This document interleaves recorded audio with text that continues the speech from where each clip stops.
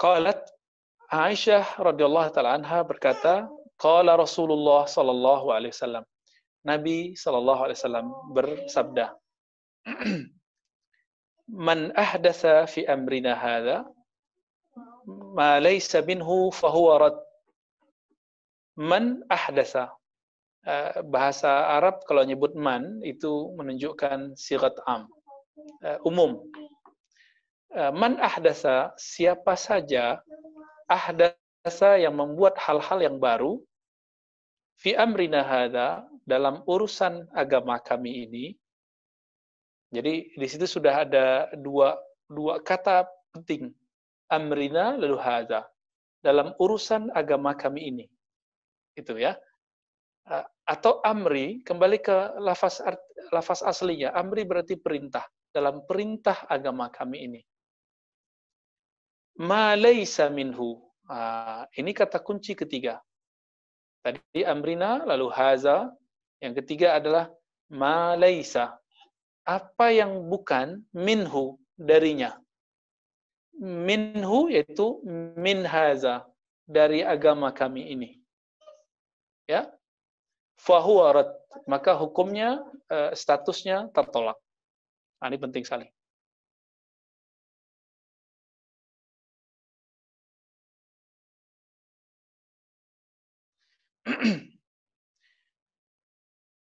Kemudian hadis ini dikatakan rawahul Bukhari wa Muslim. Hadis ini diriwayatkan oleh Imam Bukhari dan Imam Muslim. Wa fi riwayatin li Muslim, dalam riwayat Imam Muslim, kalimatnya tidak ahdasa tapi amila. Man amila, siapa yang beramal. Kalau tadi kan ahdasa. Ahdasa itu sebenarnya juga beramal, berbuat. Man amila, siapa yang berbuat amalan, satu amalan, laisa alaihi amruna, tidaklah amalan itu ada dasar dalilnya dalam agama kami, fahuwa rad, maka statusnya rad. Apa arti rad? Rad itu artinya tertolak. Jadi di dalam hukum Islam ada yang disebut apa yang kita katakan dengan status. Status ini apa statusnya? Maka disebut mardud atau makbul. Diterima atau ditolak. Tapi kalau pertanyaannya hukum fikih, apakah hukumnya ini Ustadz? Apakah hukumnya itu Ustadz? Maka orang yang mengatakan tertolak dan diterima itu tidak mengerti bahasa fikih. Dalam bahasa fikih tidak ada istilah diterima ditolak. Bahasa fikih ada istilahnya sah batal. Jadi ada kata kunci di hadis itu. Pertama ahdasaru. Oke. Dan yang laisa minhu. Laisa alaihi amruna atau laisa minhu dapat diartikan dengan tidak mempunyai dasar dalil dalam agama kita. Oleh karena itu, Imam Subki mengatakan, jika engkau mengkaji satu hal yang diperdebatkan hukumnya oleh seseorang, oleh banyak orang, yang satu mengatakan ini sunnah, satu mengatakan itu bid'ah, tentu engkau akan mendapatkan dalilnya. Bahkan nanti akan masuk kepada pembagian-pembagian. Seandainya orang membahas apa yang bahwa itu bid'ah, sebenarnya itu sunnah semua. Cuma karena memudahkan istilah, disebutlah itu bid'ah hasanah. Itu menurut Imam Subki. Kita tinggalkan dulu kalam tersebut. Teman-teman dimulakan Allah, istilah Nabi menyebut rad. Apa arti rad?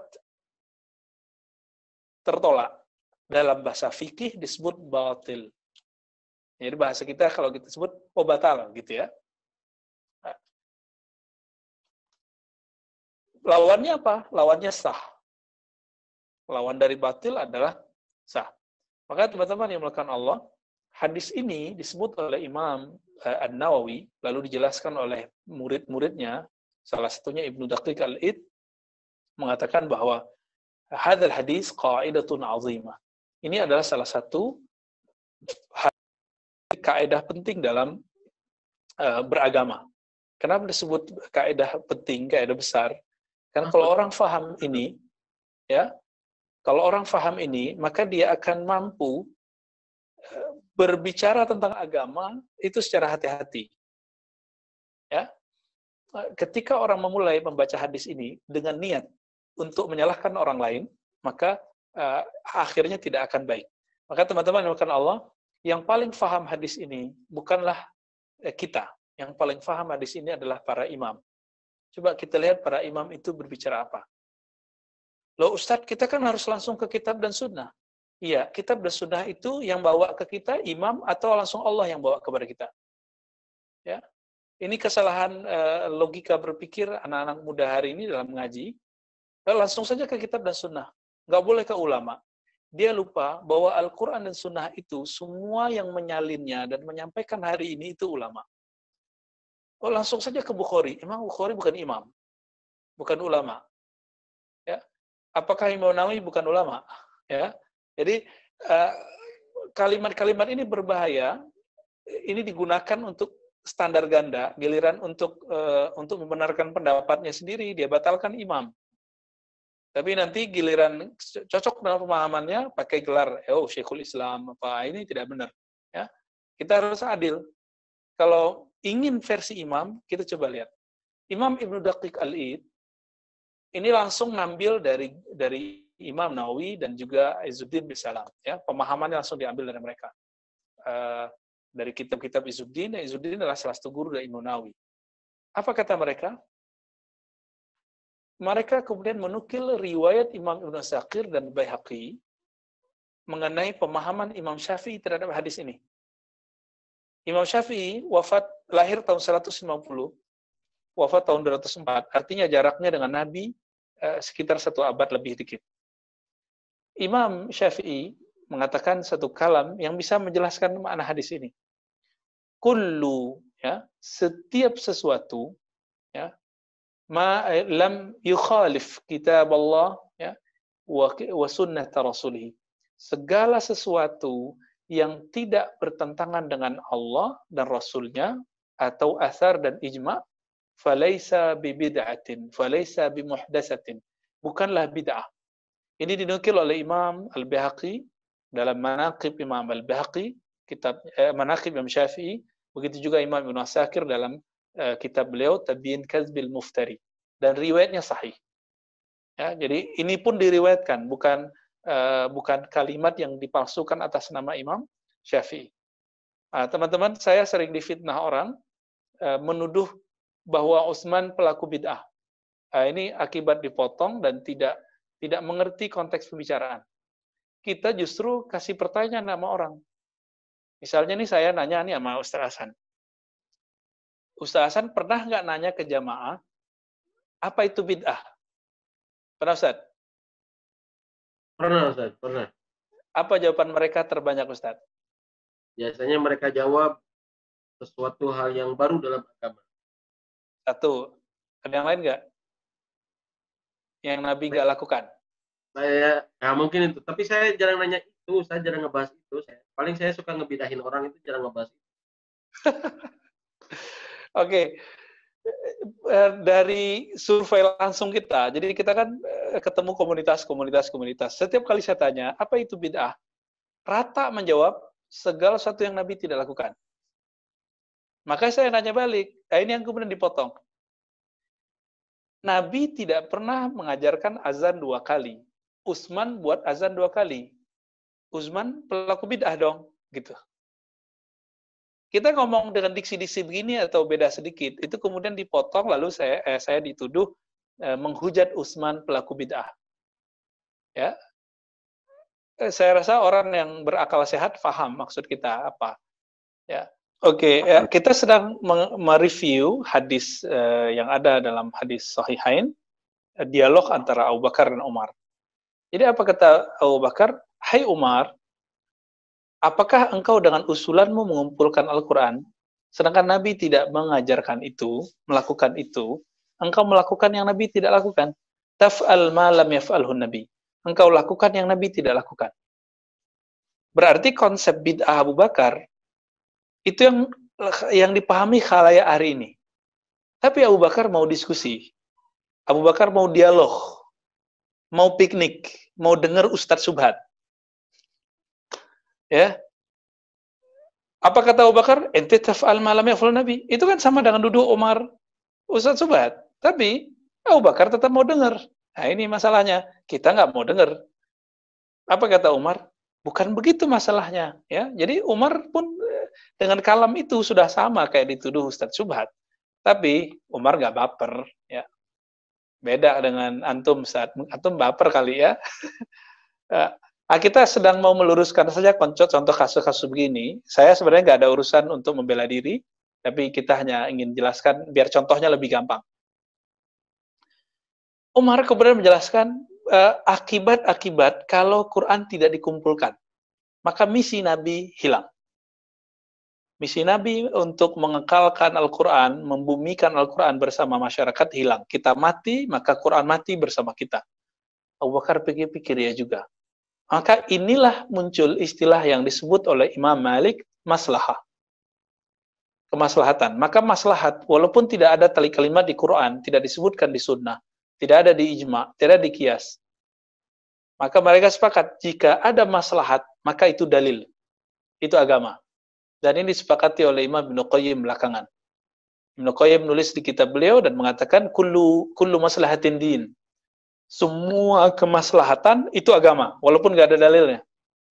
Karena maslahat itu sendiri dalil. Ya. Akhirnya Abu Bakar terima. Kenapa? Karena beliau mau mendengar orang yang tadi beliau anggap syubhat. Kira-kira begitu, ya. Jadi antum mau aja dengar orang, itu akan langsung dewasa cara berpikirnya. Allah akan kasih ilmu yang tidak terduga-duga. Lalu Abu Bakar dan Umar datang kepada Zaid ibn Thabit, mengatakan hal yang sama. Apa kata Nabi SAW? Kata Abu Bakar dan Umar, wahai Zaid, ya, tolong kamu kumpulkan Al-Quran. Apa jawaban Zaid? Persis seperti Abu Bakar ngomong, hal taf'ala ma lam yaf'alhu Rasulullah SAW. Apakah kamu akan buat sesuatu yang Nabi tidak pernah buat? Hai Abu Bakar dan Umar. Lalu Abu Bakar dan Umar mencoba mendebat mereka, berdiskusi dengan mereka, ya, dengan Zaid, ya. Akhirnya apa yang terjadi? Zaid pun terbuka. Jadi teman-teman, selevel sahabat itu kalau diskusi mau piknik sedikit aja, itu langsung kemudian terbuka dan mereka tidak pernah menutup hati. Tapi awalnya kalimat tuduhannya dahsyat. Apakah engkau melakukan yang Nabi tidak lakukan? Tapi tuduhan sahabat begitu, itu bukan untuk menjatuhkan sahabatnya, tapi berniat. Jadi orang yang berpikiran seperti itu, dia tidak pernah berpikir untuk merendahkan sahabatnya. Abu Bakar tidak pernah ingin merendahkan Umar. Abu Bakar Umar ketika datang kepada Zaid, tidak pernah ingin merendahkan Zaid, Zaid juga tidak merendahkan Abu Bakar Umar. Gitu. Justru Zaid ini ngomong begitu, orang sehebat Anda, mana pantas melakukan yang Nabi tidak lakukan? Dalam konsepnya, kalau Nabi tidak buat, bid'ah.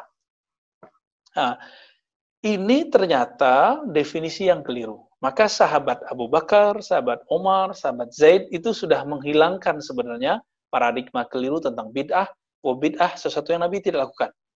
Maka kita mengajak ke teman-teman, sahabat-sahabat, ikhwan semua, terutama yang ikut kajian MIM Foundation, jangan ada lagi antum yang mendefinisikan bid'ah sesuatu yang Nabi nggak lakukan. Jangan lagi, saya nggak ridho lahir batin dunia akhirat. Ya. Kita nggak ridho. Kenapa? Itu definisi yang konyol. Definisi yang ceroboh, definisi yang para sahabat sudah merevisi kesalahan-kesalahan itu. Dan akhirnya, selevel Utsman itu membuat beberapa revisi, selevel Umar beberapa revisi baru, dan itu tidak disebut bid'ah. Meskipun Utsman itu awal kali mengumpulkan mushaf, lalu disalin dalam satu bentuk, lalu Zaid bin Thabit juga dipekerjakan kembali, Utsman itu didemo oleh orang Mesir. Lalu diisukan bahwa beliau menista agama. Kenapa? Beliau membakar semua mushaf, salin mushaf yang sudah resmi. Dianggap menista, apa segala macam. Tapi beliau jalan aja ya. Jalan terus. Dan sekarang kita menikmati Quran yang dulu dituduh oleh orang-orang sekitar Utsman bahwa beliau pelaku bid'ah. Nah, kembali ke hadis ini, teman-teman, karena Allah, hadis ini merupakan salah satu pokok utama dalam ilmu usul fikih dan fikih. Tapi kalau ahli fikih yang berbicara hadis ini tidak menyeramkan. Hadis ini justru menenangkan. Ya, Beda dengan pengalaman Ustadz Hasan tadi ya, khutbah aja udah mulai berapi-api ya. Iyyakum wa muhdatsatil umur. Terus apa lagi Ustaz? Inna wa kullu muhdatsatin bid'ah wa kullu bid'atin dhalalah. Kullu dhalalatin. Ya, saya dulu itu hadis Tirmizi itu tambahannya. Kita sebut hadisnya mudraj. Lafaz hadisnya cuma sampai di wa kullu muhdatsatin bid'ah.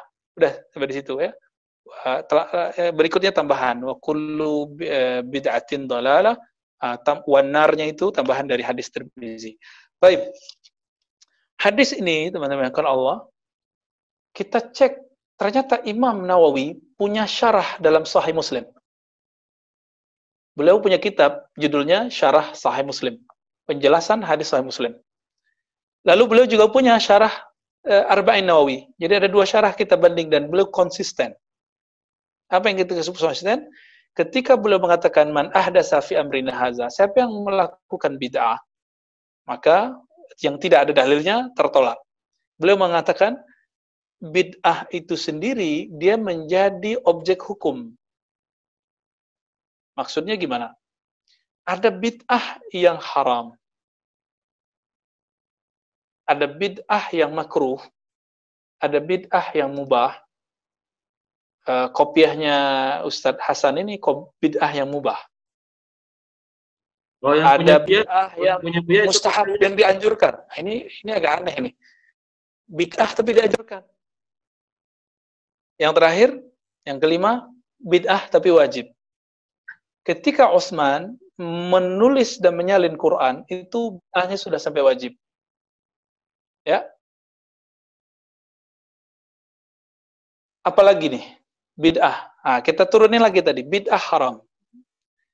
Sebelum masuk ke bid'ah haram, makruh, mubah, mustahab, wajib, kita coba lihat imam yang sering disebut Syekhul Islam dalam menerjemahkan apa itu bid'ah. Ini saya juga akan konsisten menukilnya. Beliau menulis dalam kitabnya Iqtida' Shiratal Mustaqim. Jadi Imam Ibn Taimiyah ini, yang gelarnya Syekhul Islam, wafat 728, mengatakan dalam kitab Iqtida' Shiratal Mustaqim, al-bid'atu ma lam yadulla alaihi dalilun syar'i. Ini kalau yang ngerti kitab nih silakan dihafalkan. Al-bid'atu ma lam yadulla alaihi dalilun syar'i.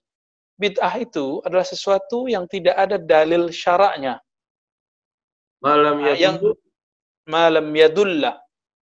Karena dalam ya, malam yadulla alaihi dalilun syar'iyyun. Dalil syar'i. Dalil syar'i ada berapa?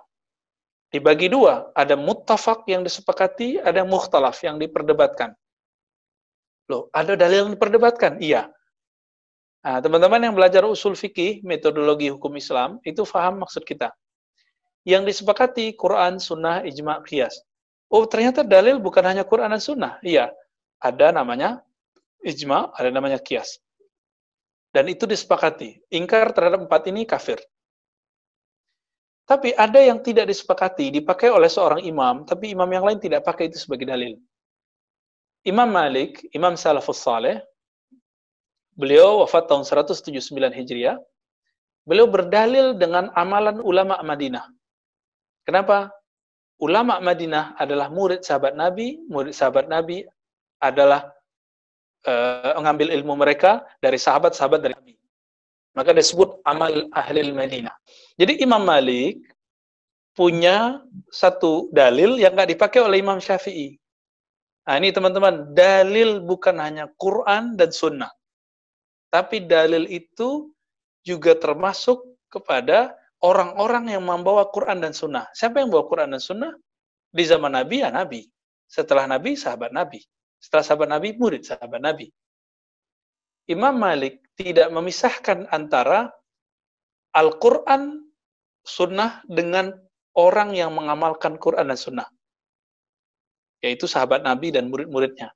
Jadi kalau ada sahabat Nabi atau murid sahabat Nabi beramal, Imam Malik langsung mengatakan, ini sama dengan amalan Nabi. Berarti dalil.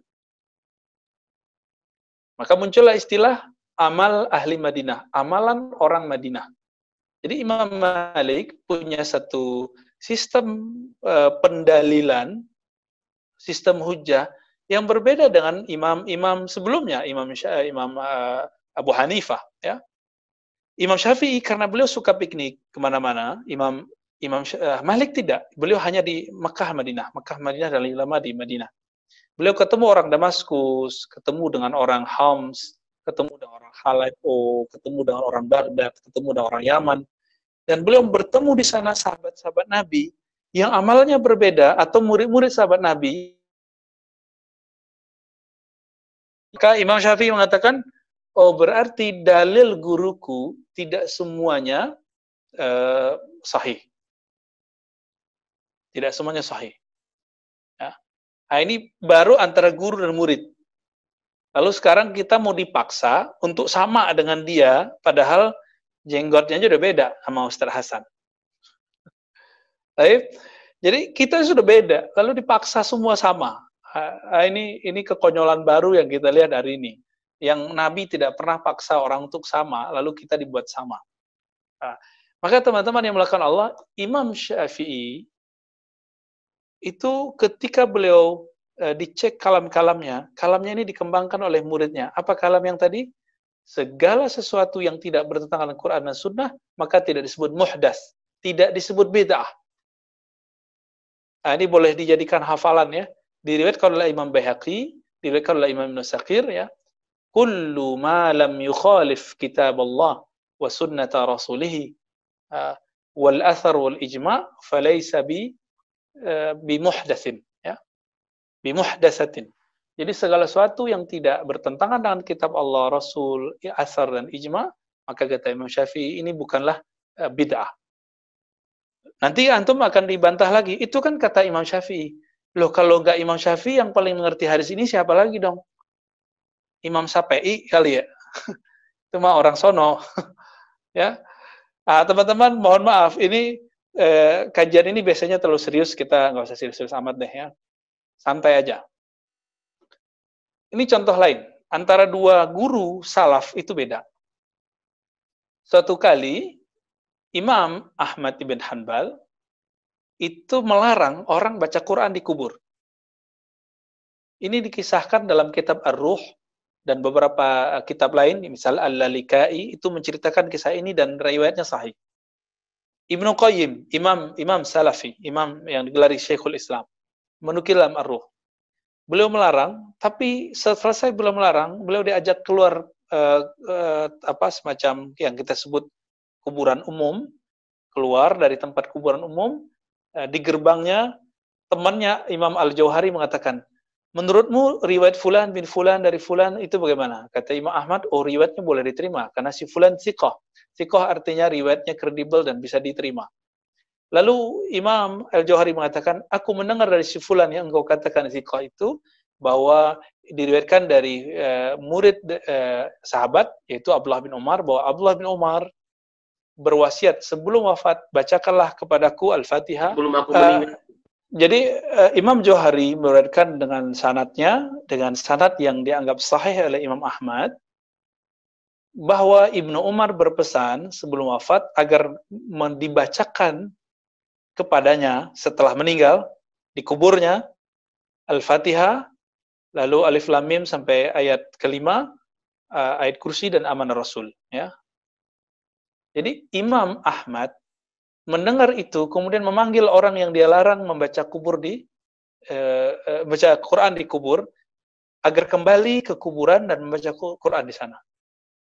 Maka teman-teman yang melakukan Allah, Imam Ahmad yang tadi punya pandangan melarang, cukup dengan satu dalil yang dia dengar dari temannya, langsung merevisi pendapatnya. Oke. Kita sudah berapa dalil kita sampaikan kepada mereka yang menganggap kita ahli syubhat, ahli bid'ah, dolal, sesat, tapi mereka nggak mau terima. Berarti memang benarlah kata Imam Ibnu Hajar Al-Haytami dalam Al-Fatawa Al-Hadithiyahnya. Nanti antum silakan cek, itu ada kalimatnya. Ya, orang-orang seperti ini, adallahullahu ala ilmin. Dia punya ilmu, tapi hidayah nggak tembus sampai ke dadanya. Allah sesatkan dia, padahal dia berilmu. Gitu. Dan itu terjadi, teman-teman. Ya, semoga kita jauh dari hal-hal seperti itu. Semoga Allah kasih kita ilmu plus hidayah. Ya. Jadi Imam Ahmad dalam hitungan menit itu berubah, merevisi pandangannya ketika ketemu dalil, dan dalil itu bukan perkataan Nabi. Siapa yang mengatakan itu? Adalah Imam Al-Jauhari, diriwayatkan dari Ibnu Umar. Berarti bukan amal Nabi, tapi amal Ibnu Umar. Cuma Ahmad bin Hanbal mengatakan, kalau kamu mau tahu Nabi buat apa, lihatlah amal Umar. Ibnu Umar. Kalau Ibnu Umar melakukan sesuatu, berarti Nabi melakukannya. Dan teman-teman, demikian Allah, dengan adab itulah Imam Ahmad ibn Hanbal merevisi dalam waktu sekejap, waktu sesaat. Nah, kok bisa beliau seperti itu? Kita kok nggak bisa gitu. Karena dalam kolbunya ada cahaya hidayah, di kolbu kita mungkin cahaya yang payah. Imam Nawawi yang tadi saya cerita, beliau penulis kitab Arba'in. Ketika beliau menulis kitab Arba'in 42 hadis, beliau paling faham maksud hadisnya. Sekarang kita coba rujuk apa penjelasan Imam Nawawi dalam syarah hadis Nawawi. Jadi beliau sendiri nulis syarahnya. Jadi kitab ini beliau tulis sendiri syarahnya. Kalau pengen lebih lengkap, maka buka syarah Sahih Muslim karya Imam Nawawi yang lebih dari 6 jilid. Ya, silakan dibaca. Hadisnya sama dengan ini. Man amila amalan ya laisa alaihi amruna fahuwa rad. Karena hadis Muslim. Apa kata beliau? Bahwa bid'ah sesuatu betul yang tidak ada dalilnya. Maka ketika ada sesuatu yang Nabi tidak buat, Nabi nggak buat nih. Ketika dicek, ternyata ada dalil yang bisa meng-hire, meng-cover masalah ini. Bahwa persoalan baru ini cocok dengan dalil. Yang dalil itu memerintahkan sesuatu yang hasilnya wajib. Maka bid'ahnya menjadi wajib. Ada persoalan baru, dia berkaitan dengan perintah Nabi yang dianjurkan, maka dia menjadi bid'ah mustahab. Bid'ah yang dianjurkan, bid'ah hasanah. Ada persoalan baru, di zaman Nabi tidak pernah dibahas, dan tidak pernah dilarang, dan tidak pernah disuruh. Maka masuk kepada bid'ah mubah. Contohnya ngaji lewat Zoom. Ya, antum kalau nggak ahli bid'ah semua nih. Ya kan? Apalagi? Nabi Kopiah nasional. Oh iya, kena deh. Kayaknya nunggu nyerang dari tadi nih Ustaz Hasan nih ya. Biar imbang. Mencontohkan sesuatu yang terlihat. Betul. Jadi kopiah ini kan tidak ada di zaman Nabi. Umar juga nggak pernah, Abu Bakar, Utsman, Ali nggak ada riwayatnya mereka pakai kopiah hitam. Apalagi kopiah putih kayak Ustaz Hasan. Nggak ada ya. Bahkan antum pakai serban hari ini belum tentu serbannya mirip dengan serban Nabi Sallallahu Alaihi Wasallam. Lalu kalau saya nggak pakai, saya cuma pakai tutup. Nah, maka ini masuk ke bab mubah. Mubah itu artinya apa? Dulu orang mengatakan orang-orang yang bekerja untuk hal-hal mulia, untuk ngajar, ya, tokoh-tokoh agama, pejabat-pejabat tinggi, maka kepalanya harus ditutup. Orang Arab, tutupannya adalah serban. Orang Indonesia, lihat Soekarno. Ya, Soekarno tutupnya itu kopiah hitam, kan? Tapi di zaman itu, Buya Hamka juga tutup pakai hitam. Buya Hamka sampai kemudian beliau meninggal, kopiahnya kopiah hitam. Ya, saya mau ngajak Ustaz Hasan biar pakai kopiah hitam. Belum makomnya. Belum makomnya. Kalau antum di Lombok, itu orang yang belum haji, belum boleh pakai kopiah putih. Tapi di Bandung beda, ya. Pakai lagi, Tat. Jadi di Lombok itu ada istilah namanya ganti kopiah. Ganti kopiah itu harus haji dulu, umroh aja belum cukup. Nah, tapi di pesantren, di Jawa, di Sunda, di Betawi, di Sumatera, itu bebas ya. Orang boleh pakai kopiah hitam, boleh pakai kopiah putih. Oke, itu masuk ke bab yang mubah. Ada yang makruh. Makruh itu sesuatu yang di zaman Nabi melarang. Contohnya, antum kalau ada pesta makan berdiri. Nabi tidak pernah mengharamkan makan minum berdiri. Maka kalau ada orang makan minum berdiri, kita nggak boleh larang dengan keras. Tapi itu cuma masuk kepada makruh. Jadi jangan kemudian, wah ini orang nggak bener nih, nggak begitu. Ya. Saya waktu tahun 2014 ke Madinah, lalu saya menemui salah satu saudara kita yang junior di sana, itu dia minum berdiri, padahal pakai gamis. Ustadz, saya tanya, loh ente nggak ngamalin sunnah minum duduk ya? Dia ngeliatin saya, ente nggak tahu aja sih katanya. Ya. Di sini orang Madinah biasa minum berdiri, yang nggak boleh itu di sini makan minum sambil jalan. Ya iya juga sih. Ya, jadi itu masuk ke tradisi. Maka hadis-hadis tadi, semua hadis perintah dan perintah dan larangan bisa masuk ke bab ibadah, bisa masuk ke bab adab.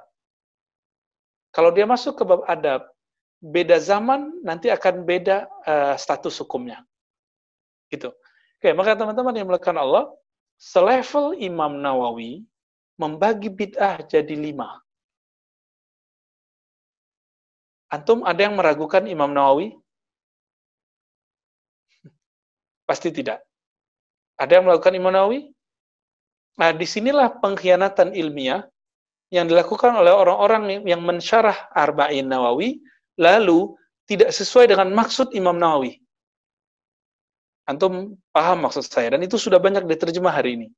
Arba'in Nawawi syarah Syekh Fulan. Ketika kita cek, jadi cara cek satu manhaj orang itu, lihat bab akidahnya, lalu lihat pandangan dia tentang bid'ah. Selesai itu, ketahuan. Di akidah dia ngomong sifat Allah seperti apa, lalu dalam bab bid'ah dia ngomong bid'ah sesaklek apa, seluas apa. Nanti ketahuan dia manhajnya, manhaj Ahlus Sunnah, atau manhaj kita nggak usah sebut deh ya. Nah ini sangat penting kita garis bawahi. Kenapa? Karena banyak orang yang mendompleng Arba'in Nawawi. Jadi mereka ngajar hadis Arba'in, tapi dengan misi yang berbeda dengan misi Imam An-Nawawi. Imam Nawawi misinya mengajarkan ini, itu biar orang luas memahami hukum. Tapi teman-teman kita ketika sampai di hadis ini, itu kayak dia kegirangan untuk nyalahin orang, karena dapat dalil untuk nyalahin orang. Teman-teman, Nabi itu 13 tahun di Mekah, itu urusan Nabi membersihkan hati para sahabat. Lalu itu di awal-awal di Madinah juga masih begitu. Maka antum sebelum belajar fikih, wajib belajar bersihin kolbu. Jadi saya tidak sepakat dengan banyak orang yang mengatakan belajar fikih dulu, akidah dulu, belum belajar kolbu. Itu keliru. Kolbu dulu, baru belajar yang lain. Belajar kolbu dulu, baru belajar yang lain. Supaya nanti belajarnya tidak salah niat. Orang yang belajar, tapi tidak mulai dari ilmu kolbu, maka ketika dia belajar fikih, dia akan berusaha seperti orang-orang lain. Teman-teman, coba lihat. Antum senang nggak melihat ada dua pengamat saling salah menyalahkan? Asik. Makanya TV-TV juga senang mengundang orang-orang yang suka bertengkar itu, karena bisa naikin rating. Tabiat manusia biasa itu suka nyari kesalahan orang dan merendahkan orang. Itu tabiat biasa. Ketika antum belajar ilmu keislaman, lalu kolbunya belum dibenerin, apa yang terjadi? Tabiat merendahkan orangnya tetap ada, tapi menggunakan dalil agama. Kalau dulu mungkin merendahkannya dengan status sosial, dengan materi, dengan jabatan, dengan rupa, dengan pergaulan. Tapi ketika hijrah, ini nggak dibenerin, apa yang terjadi? Teman-teman, ini menjadi bahaya. Ini yang kita sebut zombie-zombie monster yang menyusup ke dalam ajaran kita. Ketika dia masuk ke dalam Islam atau dia hijrah, kolbunya tidak dibenerin, dia akan menyalahkan orang lalu menggunakan dalil-dalil sebagai pembenaran terhadap sikapnya. Dan kita teringat sebuah hadis yang sahih riwayat Muslim juga, ya, bihasibim minasyar. Cukuplah orang punya hati kotor berkarakter syar, berkarakter iblis. Apa itu? Ayah kira akhul muslim. Dia merendah, menghina, suka mengutuk, melaknat ya orang-orang sesama muslim. Hati-hati. Ini zaman ke depan akan perbedaannya tidak hanya masalah sunnah bid'ah. Sunnah bid'ah mungkin antara ahlu sunnah yang moderat dengan ahlu sunnah yang tidak bersanad itu. Tapi next ke depan teman-teman, tantangan kita bukan masalah itu, tapi di antara ahlu sunnah yang merasa sudah moderat ini, cuma karena perbedaan politik nanti bisa bentrok-bentrok. Nah, semoga teman-teman, terutama komunitas Meme Foundation bisa menangani ini. Ya, perbedaan politik itu sudah sunatullah dari dulu bikin orang perang. Jangan kita buat ulang. Ya, ini bukan masalah bid'ah dan tidak bid'ah. Ini masalah itijahat sia-sia, kecenderungan politik yang memang tidak pernah satu dari dulu. Maka kembali ke sunnah bid'ah, teman-teman yang dimakan Allah. Saya sudah sampaikan beberapa tokoh penting. Pertama tadi Ibnu Taimiyah. Ibnu Taimiyah mengatakan segala satu yang tidak ada dalilnya maka bid'ah. Berarti kalau ada dalilnya dia nggak bid'ah. Masalahnya dalil kita nggak diterima sama mereka, gitu masalahnya. Jadi kalau teman-teman yang suka membid'ahkan itu, dalil itu harus keluar dari ustadznya. Kalau keluar dari Ustadz Hasan, hadisnya nggak jadi Hasan, hadisnya langsung jadi dhaif. Fair nggak ini? Ini nggak fair. Itu adalah pengkultusan terhadap sosok dan pemikiran, dan ini lebih bahaya daripada taklid.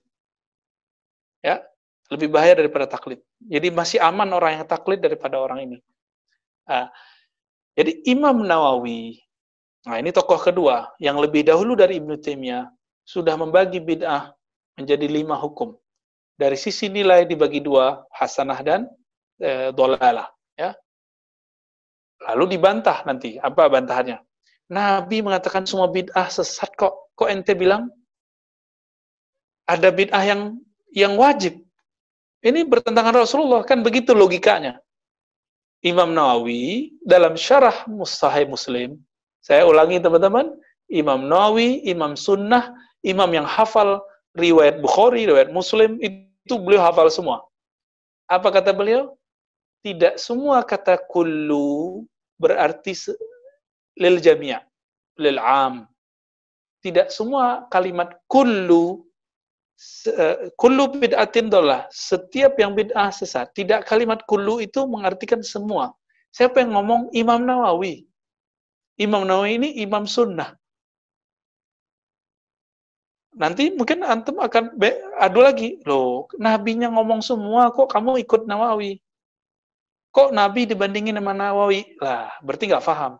Bukan begitu cara memahami hadis. Hadis ini diriwayatkan oleh Imam Muslim, juga diriwayatkan lanjutannya dan dikumpulkan oleh Imam Nawawi. Maka Imam Nawawi adalah orang yang paling paham hadis ini. Bahwa kata kullu bukanlah semua, karena ini zahir di perbuatan sahabat Nabi. Kita kembali ke tadi, Abu Bakar buat sesuatu yang Nabi tidak buat. Umar itu prestasi terbanyak membuat yang Nabi tidak buat. Makanya orang-orang Syiah benci sekali dengan Umar. Umar itu melarang menikah beda agama walaupun amal kitab, padahal tadinya boleh. Bukan melarang secara mutlak, tapi melarang secara adat. Tapi kemudian dipahami tidak baik oleh mereka. Utsman membuat banyak hal yang Nabi tidak buat. Ali lebih banyak mirip dengan Nabi SAW. Teman-teman, semua sahabat ini banyak melakukan hal-hal yang Nabi tidak lakukan. Kalau antum mengatakan bid'ah itu adalah yang Nabi tidak buat, apakah antum berani bilang mereka adalah pelaku bid'ah? Itu poin pertama. Poin kedua, yang paling mengerti hadis adalah para imam. Imam kita, Imam Nawawi, pengarang kitab ini yang menyusun hadis ini, mengatakan bahwa bid'ah dibagi 5. Lalu, bagaimana dengan nasib orang-orang yang mengajarkan hadis Arba'in Nawawi, lalu maksud Imam Nawawi dia tidak tampilkan? Kita sebut ini talbis syaitaniyah, ya. Ini talbis syaitani. Ya. Hadis yang dimaksud Imam Nawawi bukan untuk menyalahkan orang beda faham, beda mazhab, tapi dia gunakan untuk menyalahkan orang beda faham, beda mazhab. Nah, maka teman-teman yang dimuliakan Allah, silakan antum pilih, nanti kita tidak memaksa antum ikut kita atau ikut siapa.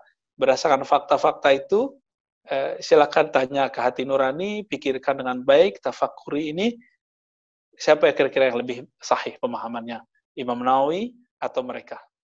Baik.